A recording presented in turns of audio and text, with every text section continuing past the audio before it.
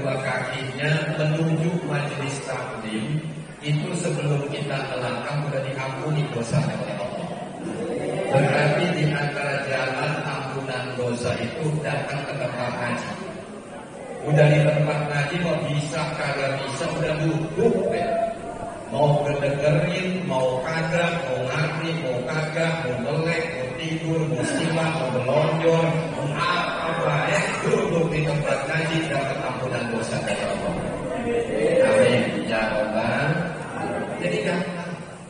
Kita pengen dapat ampunan dosa, kita datang ke tempat ngaji. Bahkan dalam hadis lain, para guru-guru kita menjelaskan, man salaka tariqan bihi ilal ilmi sahalallahu bihi tariqan ilal jannah. Siapa orang salak itu bukan buah-buahan. Kalau orang kita salak itu tempatnya jeruk, ya, itu salak. Kalau orang Arab salak itu nambah. Nambah itu apa ya? Berjalan, melangkah, menuju. Man salaka tariqan bihi ilal ilmi. Siapa orang yang berjalan menuju tempat ngaji. Itu sahalallahu bihi tariqan ilal jannah, akan dimudahkan jalan menuju surganya Allah. Amin. Jadi bakal gampang masuk surga. Bapak, Pak, halo. Kira-kira pengen cepat masuk surga apa pengen api?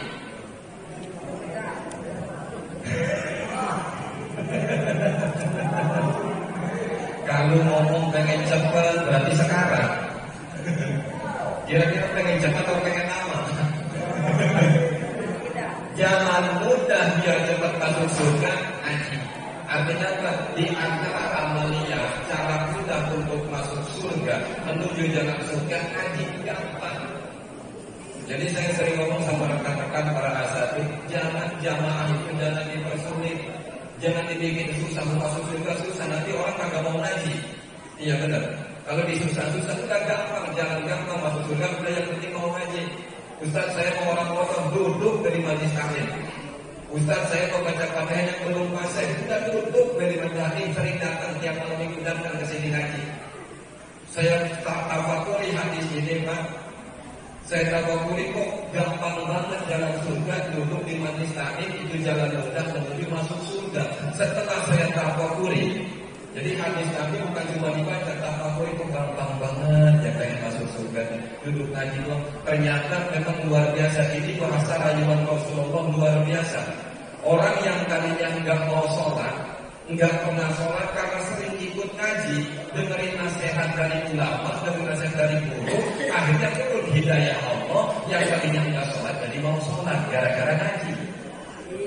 Yang tadinya sholatnya enggak benar, ya, tata cara wudhunya, dari pardunya, sah-sahnya, nggak benar tata cara ibadahnya. Karena ngaji di tempat tadi diperbaiki tata cara ibadahnya. Dari wudhu aja, yang asalnya kita tinggal kecekok-kecekok, ya, yang kecekok-kecekok doang wudhu, tapi begitu ngaji akhirnya, oh iya begini caranya. Ternyata pantas ngaji itu jalan mudah masuk surga. Karena dibenerin ibadah kita. Yang awalnya kita wudhu di bawah kesepok-kesepok doang, kadang ada goslu di dalam wudhu itu. Dalam kitab Safinatun Najah ada jelaskan ada goslu, ada basuh. Anggota wudhu itu ada yang digoslu, ada yang dibasuh. Kalau wajah dan tangan dan kaki itu goslu.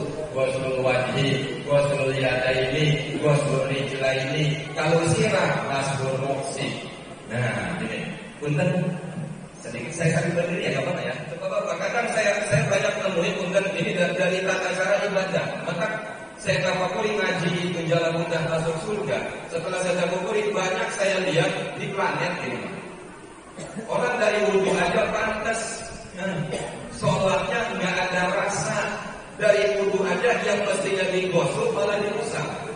Ketika ini gosok bahasa kitanya membasuh.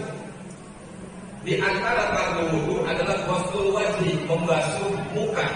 Yang namanya membasuh ghusl dalam kaidah usul fikih jiryamul ma'i ini berjalannya air dengan sendirinya. Tetapi di planet orang wudu basuh muka diusap-usap doang. Begini doang. Nah, ini membasuh apa? Ini bakal kayak orang pakai bedak. Ya. Berarti kan enggak memenuhi syarat goslunya. Yang namanya goslu yang rumah ini toki berjalan air dengan sendirinya. Berarti air kita katakan di sini, sampai sini ada kan rukunnya niat. Ya, ada niat muqtarinan dipilih wa qaluhal qawlu wa waquha inda qusni awali juz'in minal wajib. Itu dalam kitab yang bisa kita aja jelaskan. Tempatnya niat di hati, waktunya niat ketika wudu itu inda qusni awali juz'in, ketika air sampai sini berarti jirian benar. Dan yang namanya jirian ya, berjalan air kan air sampai sini muncul baru tangan diikuti sunat diusap. Kalau tinggal begini-gini doang. Nah, maka adanya di mana? Di tempat ngaji dibenerin kata cara ibadah kita. Kemudian tangan goslu dari goslu yang ini maka pakai ini dibasuh kedua tangan sampai sikut. Bersamaan sikut bukan termasuk kewajiban tetapi batas.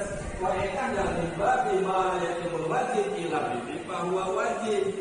Karena ini sikut batas wajib maka membasuh sikut hukumnya wajib.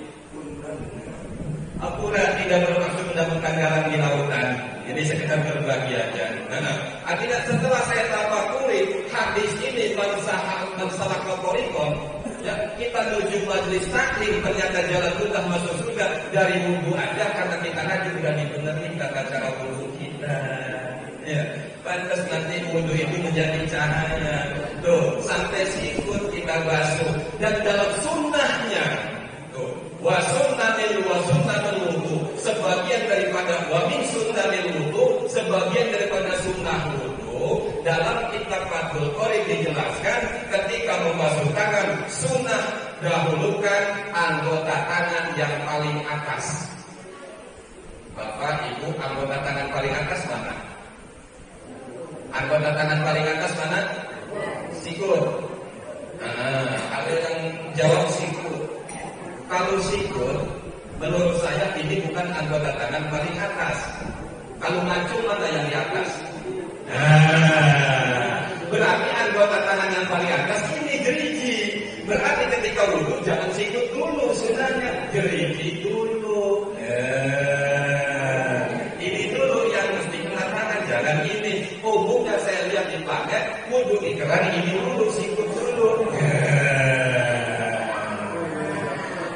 Untuk ngaji kita dibenerin, iya betul. Hampura pada guru pada masyayikh. Iya. Jadi ini saya tahu di hadis ini ternyata benar. Yang tadinya ibadahnya kurang baik karena datang ke tempat ngaji jadi diperbaiki ibadahnya. Maka pantas jalan sudah menuju masuk surga. Mati di majelis taklim kalau malam ini ada yang mati di tempat ini surga jaminannya. Amin. Ada yang siap?